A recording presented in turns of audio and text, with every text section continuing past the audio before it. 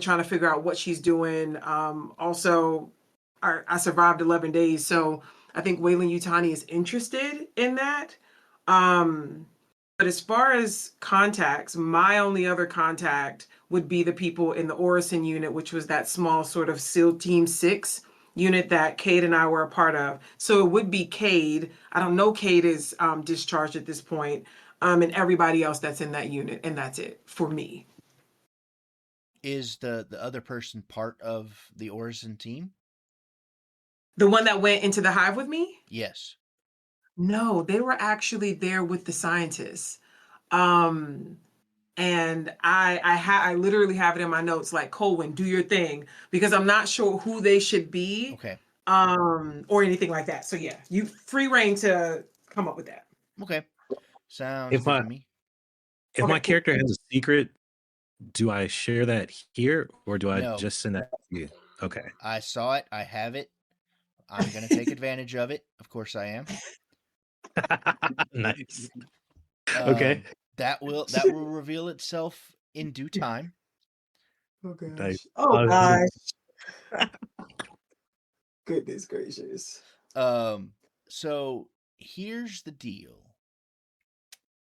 You know, as Tick knows that the contact that she has from Weyland-Yutani, you've seen this person before. You've interacted with this person. You actively know that they are part of the corporation. They have talked with you. But you don't get any information out of just simply interacting with them. They smell off. You probably have a feeling that they're a synth. Okay. Okay. But they know what you're looking for. But guess what? They're looking for this person too. Oh shit. Okay. Okay. And they want to help you find them or find this person. And you want to help them find her or them. Did you say it was male, female? No, totally open. Just another, find this person. And that they will help you do so. To what end, though? Okay. So you are wandering on a lone planet by yourself. It's kind of a backwater planet. Okay. When you get a contact from this individual, let's call them Psyker. Okay. You get a contact from Psyker saying, we have a lead. Go to Tzalcouatl System. Okay. Look up the organization known as Minerales del Sol. Okay. And DioCorp. Get in good with them. Okay. And they may lead you to where we're supposed to go. Ooh, okay. So, as for how Ghost gets on here, Kade is Ghost.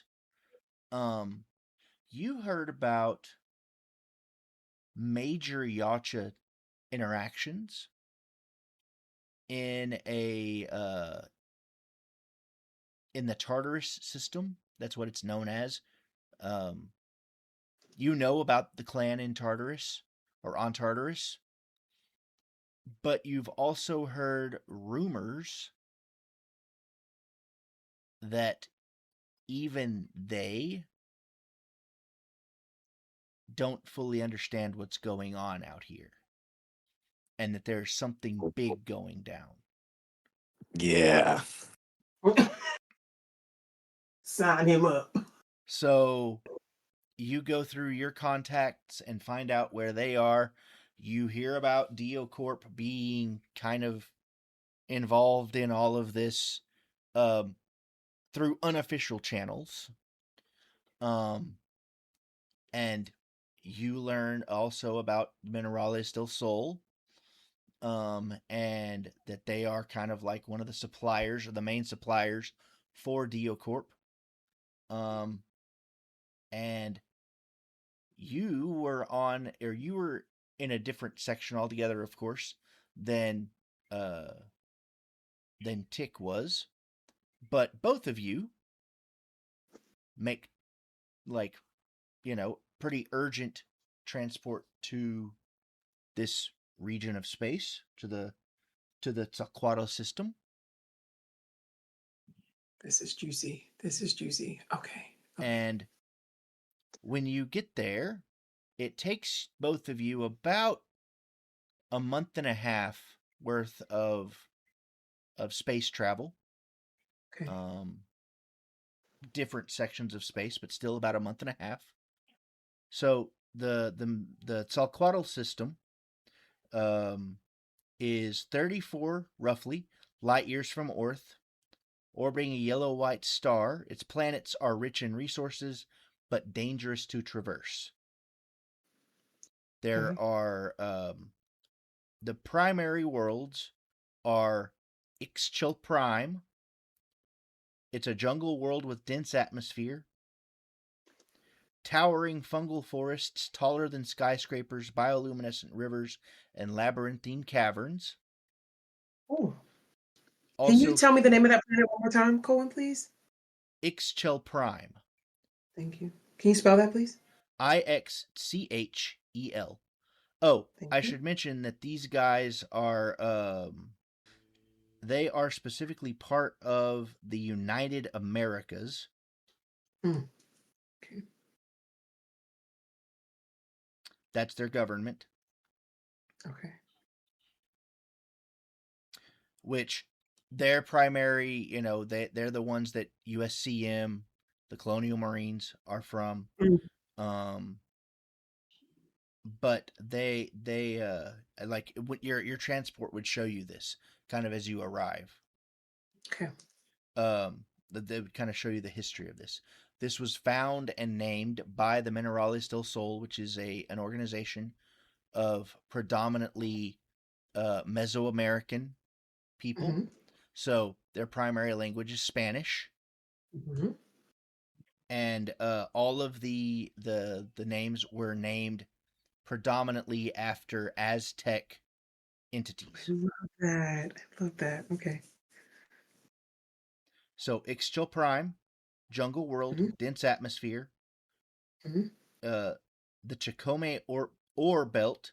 It's a massive asteroid field rich in rare metals and crystalline veins. You see that there are mining platforms that are built, kind of linking several of these asteroids together, and they also free float with them in gravity. Nice. They are staffed by Latin American crews aboard freighters that you see that are there.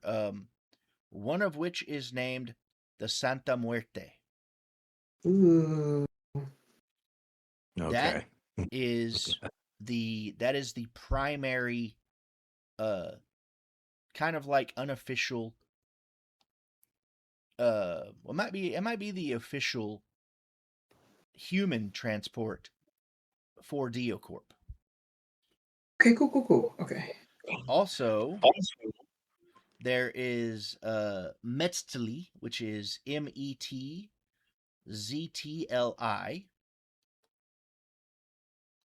It is an ice moon that's orbiting a gas giant.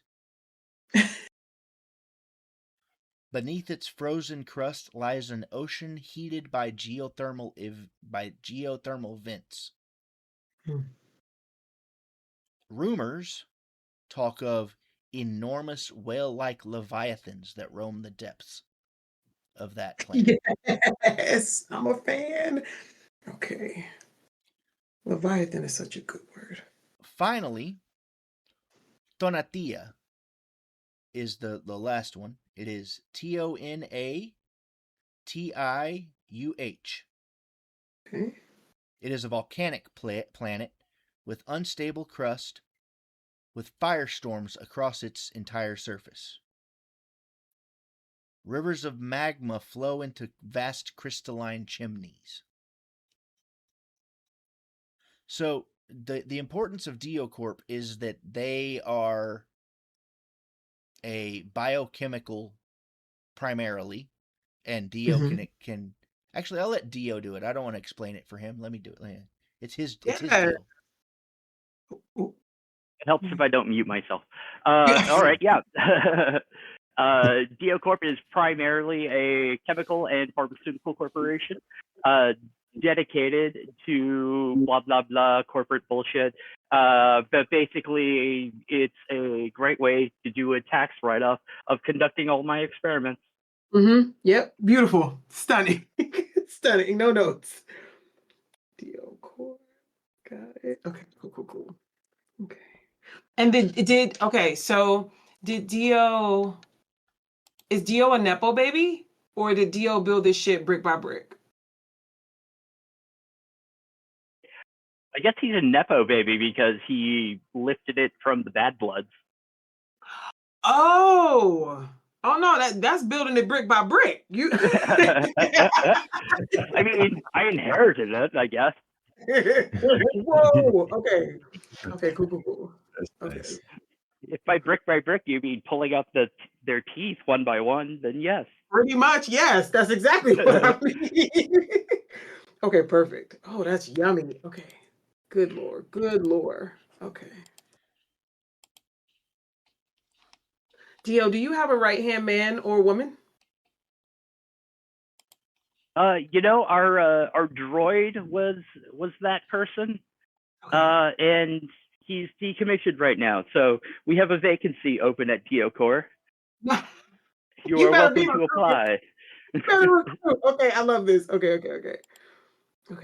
So would the two Yautja that are with you, would you consider them working? Well, I doubt they're working for, but is it we're working together for a common goal, or are they more bodyguard-esque? Like, if we're in combat, are they prioritizing you, or are they prioritizing threat? They are going to be prioritizing threats. We are working toward a common goal because those two things coincide. Okay. And it has proven to be a very profitable relationship so far. Okay, perfect. Okay. So as long as the price is right, huh? Yeah, right. So one of the things is that as you guys start pulling in closer to the Santa Muerte, you notice that its identity, the ship's identity, is bold, spiritual, and pragmatic. This company, as I mentioned, mixes cutting-edge industrial tech with cultural symbolism. Murals of Aztec gods and Dia de los Muertos motifs are painted across bulkheads, across the ship itself. Like, for instance, the entire front-facing, I guess you would call it bow or prow of the Santa Muerte is like a sugar skull kind of a thing. Ooh, that's dope. Okay. And atop, right above that, you see a ship that is docked right above, like it would be sitting on the cranium of the skull. It is pointed, somewhat arrowhead shaped, more like a spearhead shape, and it is definitely not human make. Mm. Your transport driver is like, oh man, that's a Yautja ship. Both of them say that to you. So how would you guys respond to that? Tick, you want to go first? Yeah, I'll go first. I think there is no response. I think Tick takes that and files it away because she's a counter in that way. I think she files it away and just focuses on the ship and hears what anyone else has to say about it. Am I the only person on transport, or are there a few of us on the ship? You're the only one. Both of you are I'm the the only only one. one. Wait, we're together? Have we No, seen each other? no. Oh. I was like, whoa, okay. So we're like in a taxi, essentially. Yes. Separate taxi. Okay, cool. Okay, well, if I am the only one, I think Tick absorbs that. And I kind of want to gauge if that is, wow, that's a Yautja ship, like amazement, like, oh my God, this is amazing. I love those ships, or holy shit, something is about to go down. It's more of the latter. It's more of the Okay. latter because humans aren't used to seeing these things Okay. without them either A, attacking them, or Mm-hmm. B, having finished attacking them. Got you. Okay. I ask very casually, should I be worried about that? Your guess is as good as mine is, lady. Okay. Have we identified the what's the word? Have we identified who's on the ship? No. Ooh. No. Y'all don't know about the Yautja being there. You both, like I said, know that the Santa Muerte is kind of like the unofficial / official human transport of Dio Corp. So if you are to meet up with Dio, he is likely on this vessel, which i.e. he is.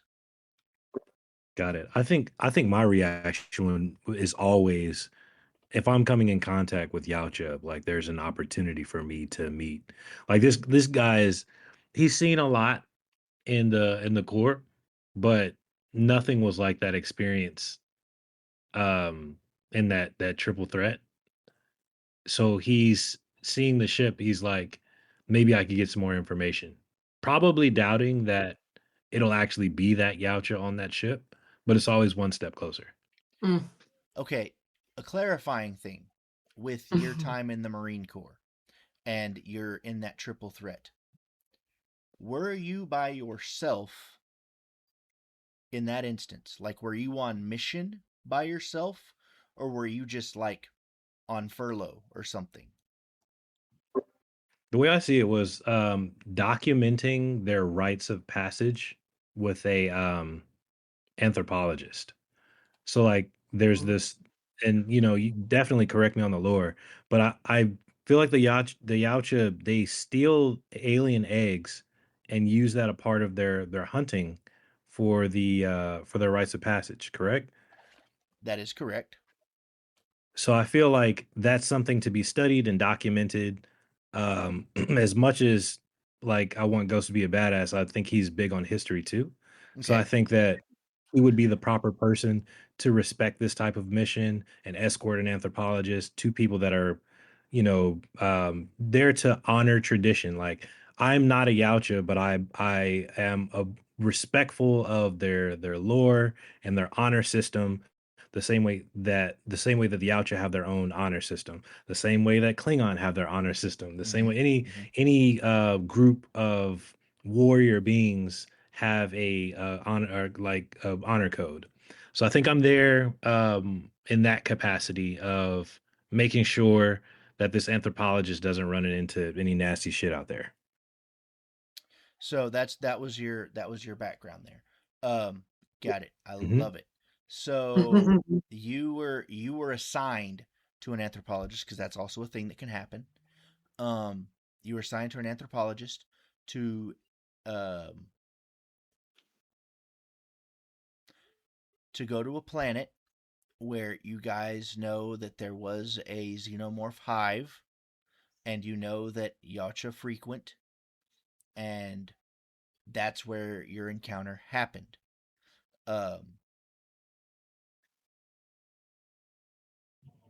I know what I'm gonna do with that now. Yay. Nice. So when anytime you say I know what I'm gonna do with that, I immediately get nervous. I feel my hit points drop every time he says Right, you it. feel me? Exactly. Golly. All right. Okay. So you see the ship, and what exactly do you say to the driver? Or the pilot, I mean? Ghost? How many Yautja do you think are on the ship? I have seen 2 other Yautja ships in my lifetime. One of them was that big. And the brief scan I got off of it, there were 6. I don't respond, and I start sharpening my batleth. All right. Okay, so you guys dock on different sides of the Santa Muerte. Mm-hmm. And you get your gear and whatever else you have. And your airlocks happen to be facing each other, and think somewhat of like Star Trek Deep Space Nine, in that you have the airlock that kind of does the decon and stuff like that, and then opens up into a hallway that leads into a larger corridor, or like a larger atrium kind of a thing. So your airlocks open up across from each other, and that's whenever you see each other for the first time in however long. Have fun with that.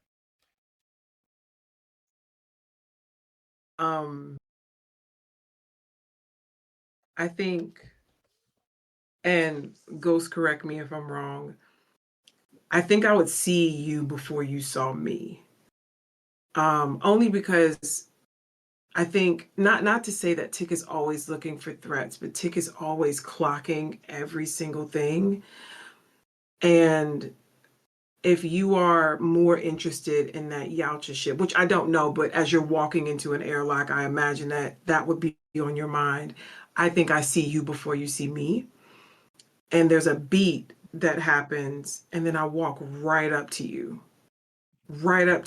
and I just make sure you see me, and I'm looking at you, and I say, you look the same. And it's not a compliment or a diss or anything like that. It is just a fact. Okay. And that's what I say to you. You look dangerous. And I kind of turn my head to the rings on your ear.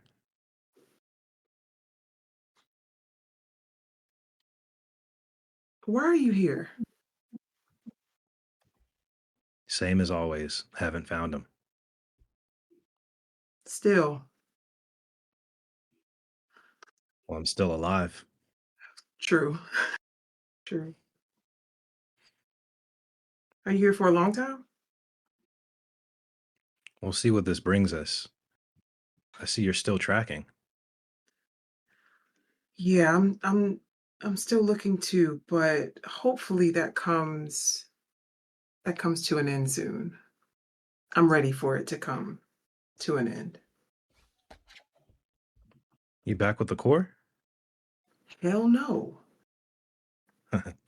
I'm a freelancer now. I freelance. Hmm. What are you doing? What have you been getting into? Vacation, I guess you could call it. Hmm. A lot of travel. Anywhere good? Like I said before, still Yeah. alive. Indeed. Indeed. Well, I'll let you get back to it. It's good seeing you. Um, It's good and to she see walked off. you still. I tried to turn on my heels real fast. As you turn on your heels, you see Mhm. a woman about Okay. 25, 26 years old approach, Okay. short, like 5 feet nothing. Okay. Clearly, Latin American. Mhm. See the name Martinez on her jumpsuit, and she Okay. says, "Oh, you must be the new what's the word? What's the word that I was given? Oh yeah, Survival. the new recruits for DioCorp. I was come to get you guys and bring you to Dio, and she does a hard swallow, and the other guys, yeah, third mate Martinez here. I mostly run like ship stuff, Okay. talking to people, things like that. I'm not very good at it, as you can tell, but I'm good with computers, not with people. Sorry. Please follow me. 1 second. Martinez, new recruits with an S, as in both of us? She actually pulls out a pad with her, like from her pocket, looks at it. That's what it says here.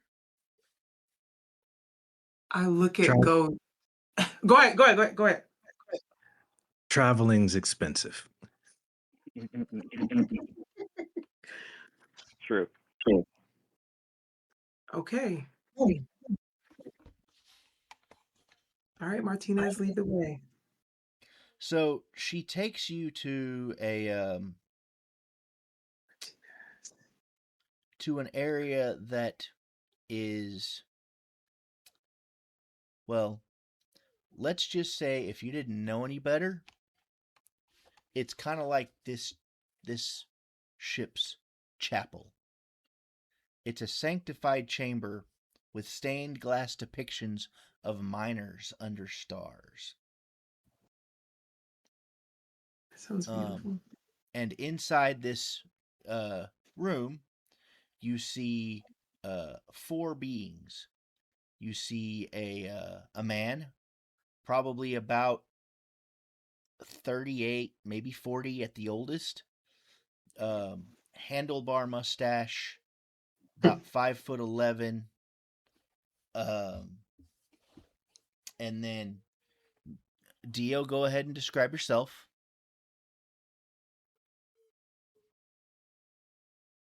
Dio is a Tom Baker looking kind of guy. Picture like the facial features of Tony Stark and the kind of haphazard dress of Tom Baker's Doctor Who. This is a very long scarf that's multicolored and very quirky. And yeah, that's him. Okay, perfect. Standing next to him is, next to Dio, is clearly a Yautja. Well, there's 2 Yautja in this room. This one is probably 7.5, maybe 8 feet tall. Wearing Yautja heavy armor with blue elements to it that are that whenever you kind of look at it, you can't quite tell if it's if it's part of the armor or if it's like the occasional lights that kind of flow through it or even on it. It's as if he's standing there, but he's not. But he doesn't have his cloak active. You can tell that much. Next to him is another Yautja who is slightly shorter, not by much, but who is wearing kind of like, he kind of has like bronze skin and equally bronze armor. His has more of the traditional mesh attached to it. And he has his arms crossed, kind of like, I'm bored. He actually is the first ones that notices the three of you, and you see that he kind of tilts his head as if acting in curiosity, and then you notice that he kind of does a head bob, almost as if he's like saying something, and the other three turn and see you guys coming in. The man, not Dio, the man says, "Ah, these are our new recruits. Okay."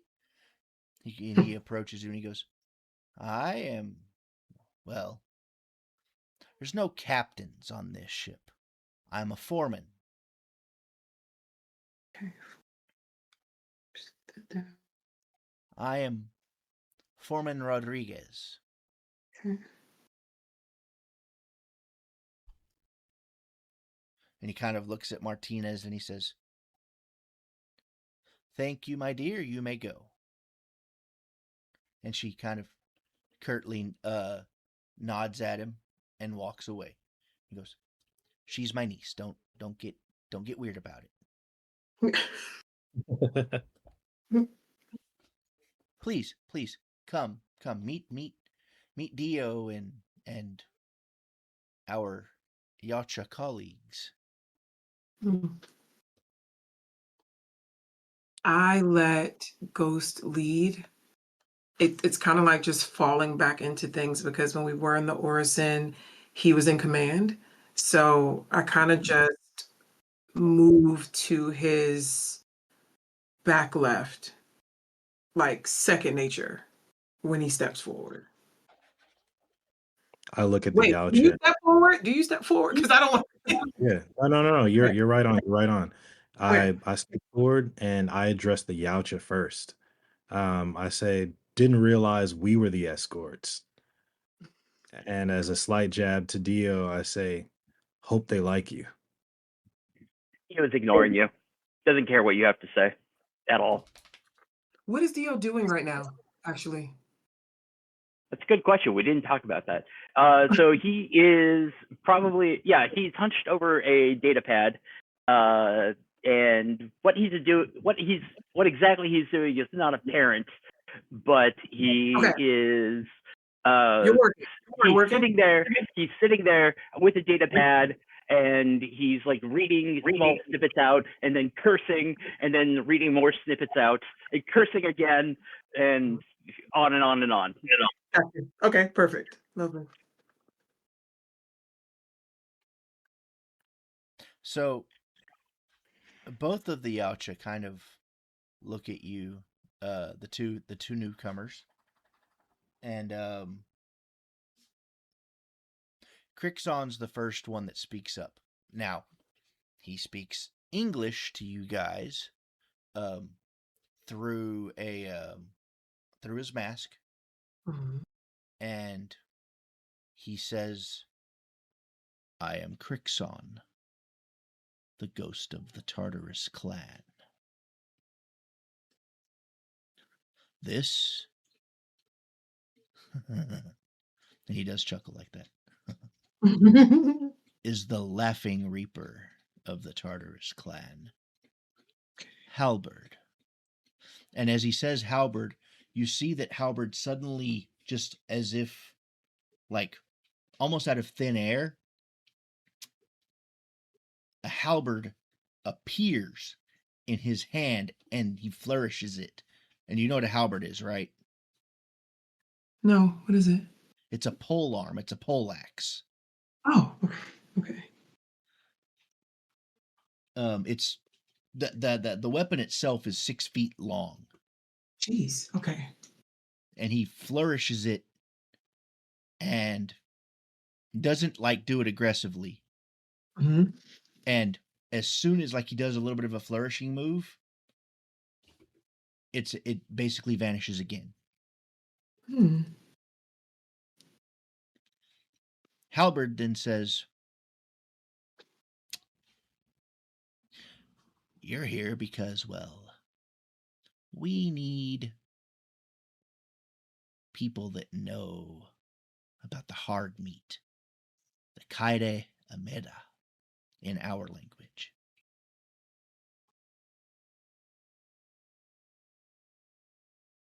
It's not very often that you," and he points like 2 fingers at the 2 of you, "that you survive encounters with them. Both of you have. One of you will likely be his," and he points over at Dio, who is, often Dio land, doing what Dio does best, will be his new plaything when we're not on missions. And The other Dio one takes this moment to kind of like giggle. English is hard. right? As for you, Ghost, we know your story. We know you're looking for one of us. And we know where to find him. Because guess what? He's looking for you too.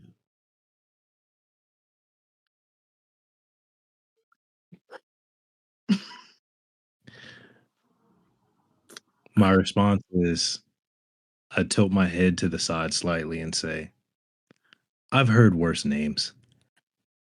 And I want to ask to Dio who Dio is. Like, who are you? Oh, I'm tech support. Mm-hmm. So as you say that, you actually hear a growl, Dio, knowing full well you're only tech support because you're allowed to be tech support right now. Well, yeah, look at this guy. I feel you. That tracks. I get it. Okay, noted. Wait, do we all hear the growl? Or is this like something? Yeah, it's Crixon. Oh, okay. Okay. Crixon then says to you, he points at Dio and even kind of pokes his finger, his talon a little bit into his shoulder. It's like, Dio.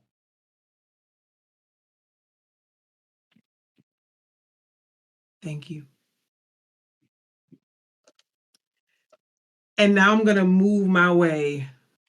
I'm going to make my way over there in the way that Tick would over there to look at what Geek Squad is doing.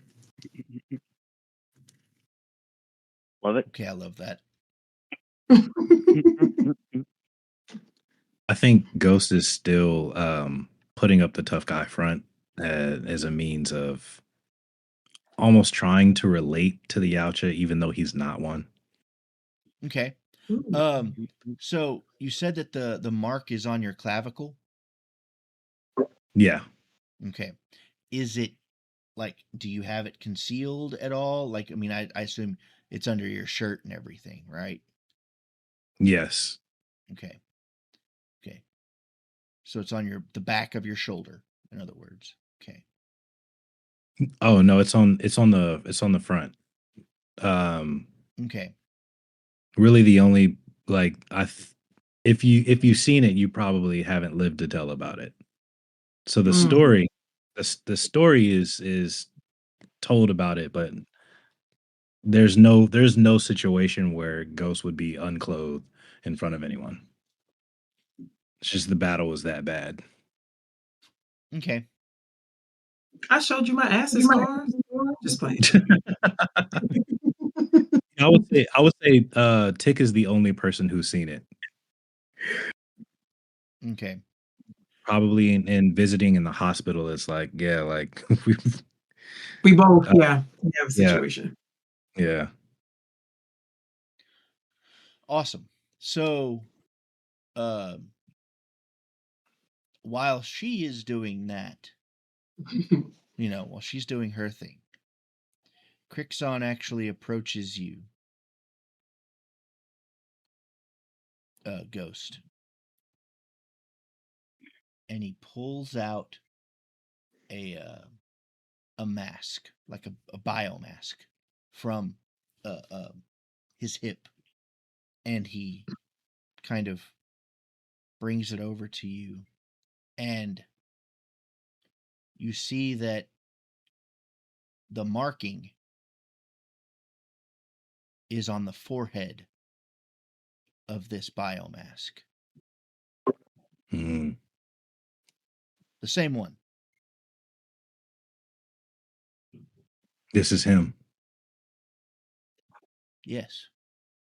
Crixon says. Not I'd say the same Yautja that you seek. I am not that Yautja.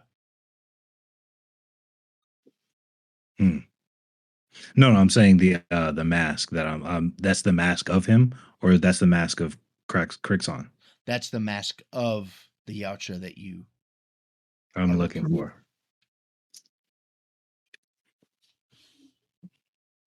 Is he offering the mask to me to look at, or is he just holding it? He's In offering fact, you know it what? to you. I'm gonna reach. Yeah, I'm gonna reach and hold the mask, and I run my hand along the marking on the forehead. He actually turns and walks away from you, leaving it in your possession. And as he does, all he says is, he has forgotten himself. Oh. This shit's so good. So good. It is. I don't respond, but in respect, I do a deep nod and take a step back. As he approaches as he approaches Halberd kind of looks at you, and Halberd says, well, put it on. In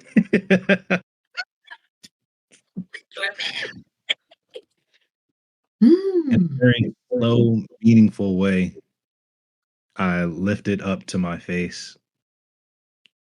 And in a moment of brief humor, I say, this isn't going to kill me, right? And continues placing the mask on my face. As you actually say that, Crixon said, if we wanted you dead, you wouldn't be in this room. Facts, yeah, that's true. Play nicely, children.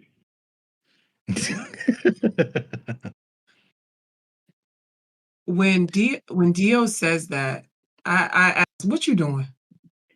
Concentrating. Oh, wait. Dio, let me ask you this. Are you doing something related to Xenomorphs? Well, I mean, you see the guys here, right? Yeah. Cool. We're either hunting or hiding from them, usually. Perfect. If you are working on something and I see a discrepancy, I correct it and then walk away. So let me know, like, essentially, Colwyn and Dio, what I'm basically saying is now that I'm over there, after I've clocked everything that's happened with Ghost, my eyes go back to your screen and I'm basically reading, and maybe there's something in there that is incorrect that I would specifically know about xenobiology because of the time that I spent in there. And then I correct it and then walk away, if you'll allow it. It could be something about the matrix that the Xenos plant human bodies into on the Ooh. walls.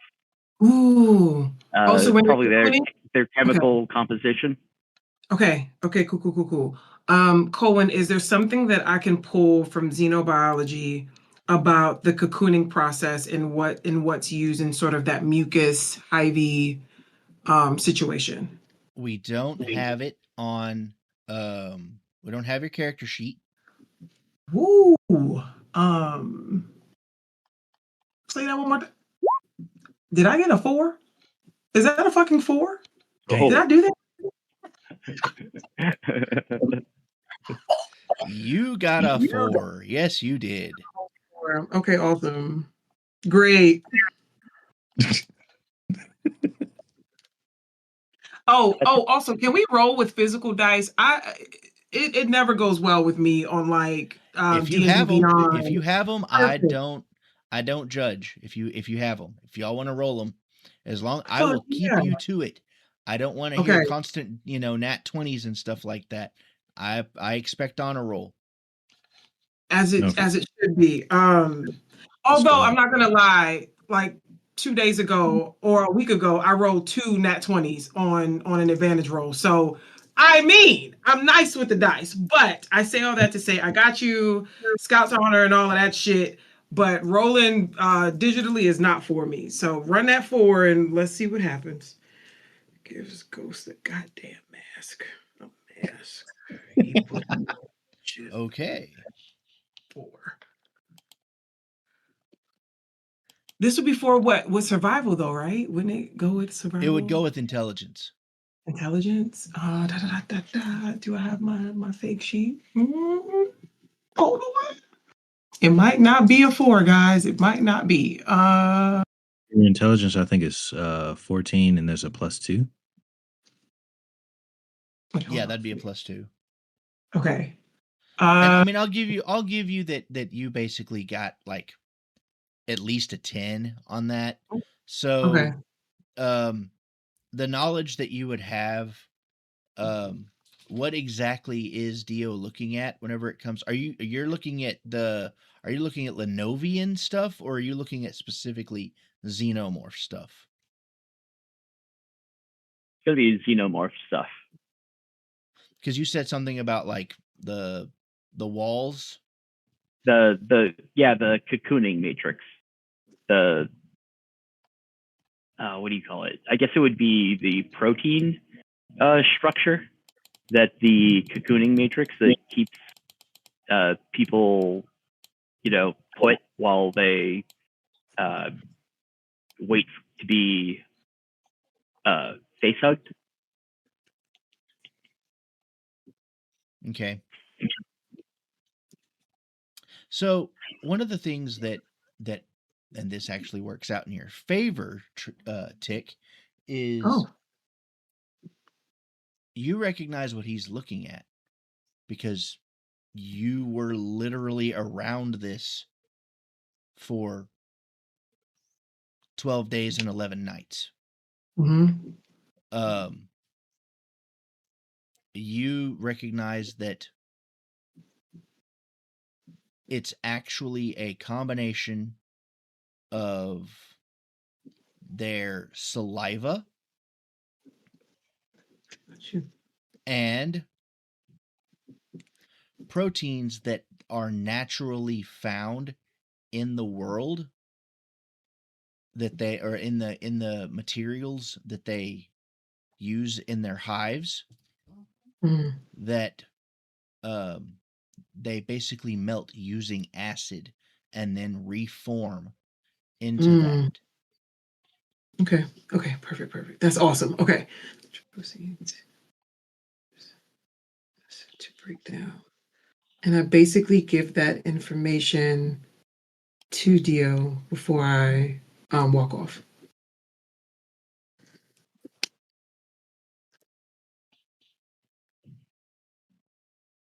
I like to ask Dio a question as well. Well, I actually have a scene for you that you're about to experience. Okay. So, so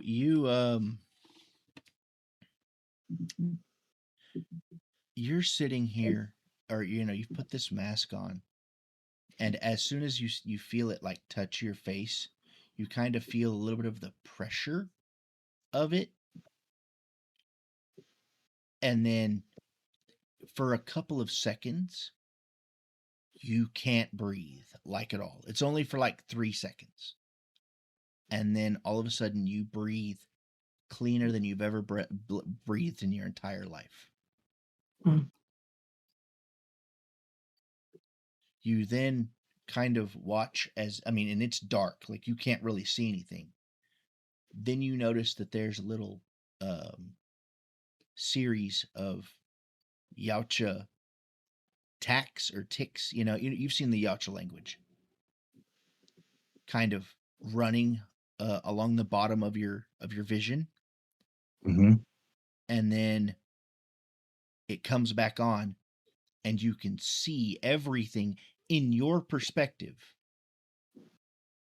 But it's as if you're looking through like goggles, kind of, or through a camera lens. And you see Crixon kind of raise his wrist up, and he's looking at you, and he presses a button on it a couple of times, and you then see like the screen suddenly like floods, like your vision floods with static briefly, and then you see, as if like VR kind of a thing, you see that you're running through jungles. And then you realize, oh, I am this predator. I am this Yautja. Mm-hmm. You're seeing his perspective. See that he's tracking. He's tracking something. And he kind of is looking at something. And then you notice that he lifts up something to his hand. And you see that it's a picture. It's a photograph of you. Mm. He then holds it, or he then drops it back into his pouch and begins to kind of scan the area. And you realize he's on Earth. Mm. He now, in kind of transitions to a later scene where anyone that looks remotely like you, it doesn't matter who it is, he's killing them. Mm. And he's checking their chest as soon as he finishes them off. Wow. He's not taking trophies. He's not doing anything but killing them. The last one you see is, and one of the things that you'll also notice is that he doesn't ever reveal himself. He's always in cloak whenever he does the kill. Mm. So they don't even know what's happening. And now Crixon, or the vision kind of flashes away, and Crixon says, he was weak-willed.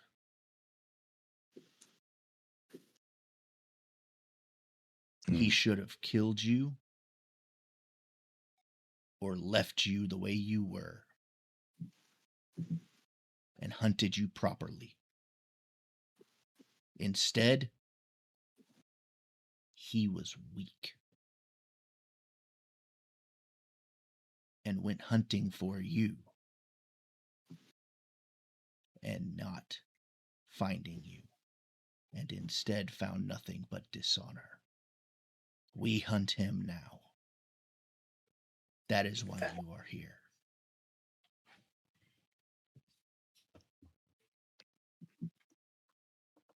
With respect and equal sternness, I say, then we understand each other. Let's keep it that way. When the time comes, we will stand aside, and we will let you have your time. I remove the mask and nod again. Question, do I get to keep it? You do. Yes. That's awesome. I then attach it to my hip. He actually looks at you and he says, that is yours now. Wear it with honor where he did not. I think this is a good moment to maybe show the marking as my response. Oh, okay, cool. So as you do that, which they've already they know what that is.